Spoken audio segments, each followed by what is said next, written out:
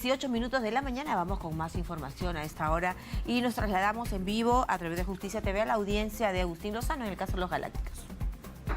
Evidencia la probabilidad de que pudiera existir un conocimiento previo, cierto y posible de la comisión de un delito. A saber, el Ministerio Público no determina en este requerimiento, mucho menos el señor magistrado en la resolución que ordena la detención preliminar, elementos de convicción concretos que mínimamente, en grado de probabilidad o sospecha mínima, pudieran vincularlo a la comisión de un ilícito. Tan solo se afincan en decir que en su condición de presidente de la Federación Peruana de Fútbol habría supuestamente realizado tales actos. Pregunta: ¿cuál es el elemento de convicción entonces que sustenta esta imputación? El solo hecho de tener el cargo de presidente de la Federación Peruana de Fútbol.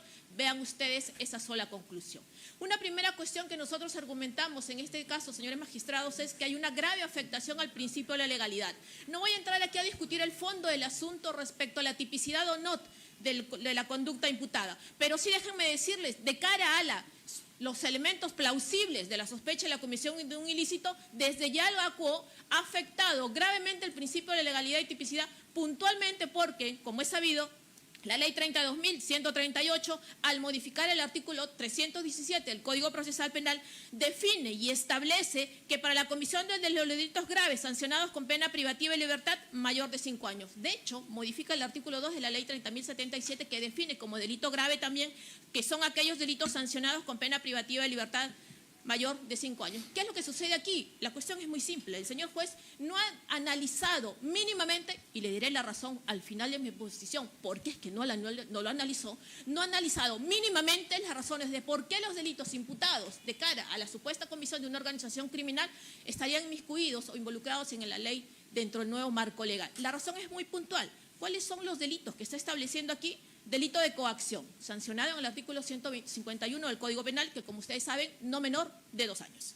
Delito de fraude a la administración de personas jurídicas, regulado en el artículo 198 del Código Penal, sancionado entre 2 a 5 años. Y el delito de corrupción en el ámbito privado, regulado en el artículo 241A del Código Penal, regulado o sancionado con una pena no menor de 4 años. Y entonces, si la ley dice que en el extremo mínimo no mayor de 5 años, ¿cómo así se termina configurando el delito de organización criminal respecto a estos delitos que bien ha tenido a consideración el señor juez disponer la detención preliminar de mi patrocinado? Y yo le he establecido la casación 453/2022 nacional y dice: un elemento del tipo objetivo del delito de organización criminal a partir de la ley 32.138 es que en todos casos, más allá de los delitos nominados que son parte del programa criminal, consisten en que los demás delitos innominados que integran el indicado programa criminal están sujetos a un umbral de gravedad, dice esta casación, determinado, sancionado con pena privativa de libertad igual o mayor de 5 años en su extremo mínimo. Artículo 317. ¿Qué sucede en este caso?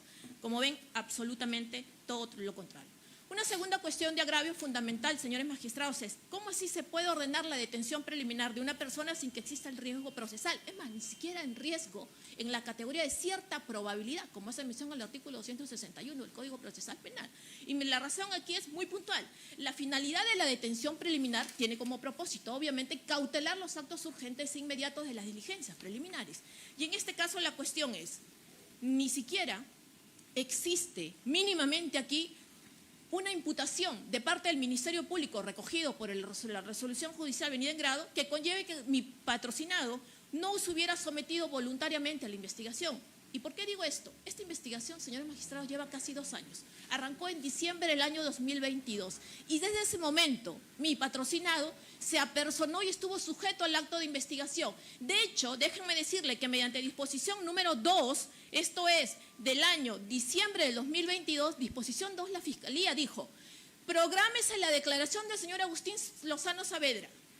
Déjenme decirles que nunca fue convocado a declarar en la carpeta 56, que es materia de la detención preliminar.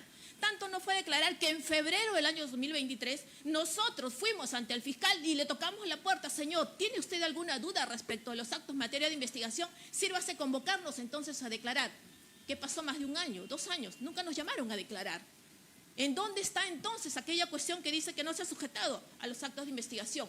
Esta carpeta fiscal, la 56, en este caso, señores magistrados, conlleva la acumulación de 2 carpetas fiscales, la 669 2021 y la 1101-2021 desde hace más de 3 años, donde mi patrocinado, el señor Agustín Lozano, venía coadyuvando firmemente a los propósitos de seguimiento de la investigación sin obstaculización ni riesgo alguno. ¿En dónde entonces está el riesgo procesal en este sentido? Señores magistrados, como tercer punto, ¿cómo entonces aquí puede existir riesgo de fuga si ni siquiera se le convocó a declarar en los casi 3 años que llevan todas estas carpetas acumuladas? ¿Cómo hacía entonces el fiscal desde diciembre del año 2022, que supuestamente ahora le dice que es el líder de una organización criminal, nunca lo llamó a declarar? Más aún, este fin de semana, nosotros fuimos convocados a declarar la semana pasada y recién días antes se nos otorgaron 185 tomos para revisar la carpeta fiscal. El fin de semana avanzamos con la revisión de los tomos. Hemos solicitado que nos citen a declarar. Hasta el día de hoy no nos citan a declarar tampoco. ¿En dónde entonces está el rehusamiento de parte del señor Agustín Lozano para no coadyuvar en la investigación? ¿Qué es lo que dicen además? Que en este caso no tendría arraigo domiciliario. ¿Y sabe lo que establecen el arraigo domiciliario? Dicen, no hay coincidencia porque la dirección de su RENIET está en Chongoyape y la dirección que por razones de inteligencia de la policía se ha hecho el seguimiento y se ha determinado que vive en San Borja. La pregunta es... Muy bien.